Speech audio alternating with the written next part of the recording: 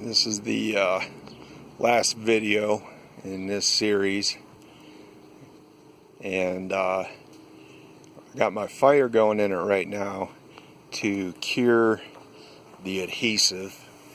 And I was actually considering not even doing it because that glue hardened up pretty well,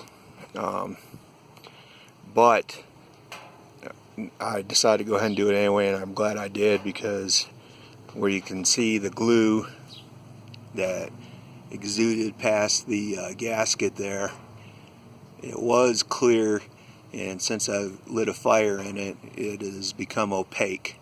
So it did need to be cured. As far as I can tell, the gasket's working very well in it. Is it pretty? No. Is it working? Most definitely. I've got the damper down here full open, and the damper on the flue is open fully, and when you open this, it really, you can tell the difference in the airflow, much more so than the other day when I burned this for the initial burn-in, and not so much right now because the fire has kind of died down somewhat. But I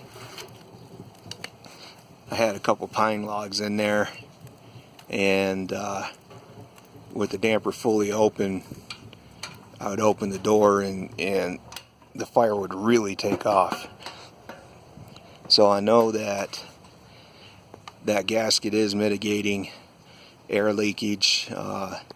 There was significant air leakage around that door prior to that gasket being put on. And I experimented earlier with closing this damper almost fully, and it really reduces the fire in there significantly. So as far as I can tell, you know, this may be a worthwhile project to do. And I've noticed that I'm not having any issues with this becoming significantly scorched. I don't know if you can hear that, but that fire is really roaring now. I'll go ahead and open the damper up all the way, and we'll shut it, and then you can hear it. Well, I don't know if you can hear it or not, but you can see the glow there in the firebox, and the noise it was making. Before, it sounded like a flamethrower with that door open, and now it's more of a manageable fire. So definitely a worthwhile project. It is a nice tight fit. I've looked around.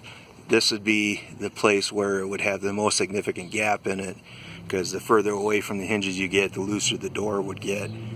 And it's a tight fit. I think having that excess material on the inside of the firebox that you can see right there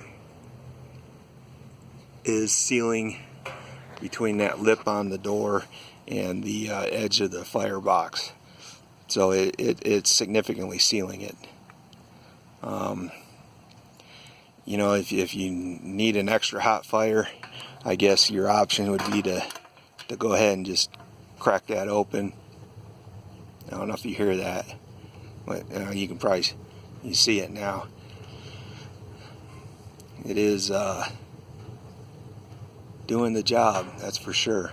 And one thing, maybe you guys are watching the previous videos and you're like, well, why'd the dumbass do that? You know, when I was cutting these joints, I didn't necessarily need to do it at a 45 like that. In fact, it would have been better if I just square cut them and did a butt joint, because it would have been less material I was cutting through. But I put that glue on there, like I said, to seal that up, and to seal those edges up to keep them from foxing or fraying. and it seems to be holding real well. The glue, you know, I mean, you can pull it off if you have the intention of doing that, but otherwise it's stuck on there pretty good. And it takes a little bit of effort to get that door shut. But all in all, I highly recommend the stove. I recommend the gasket job to do that on your own, and I hope this video will help somebody out. Alright, peace.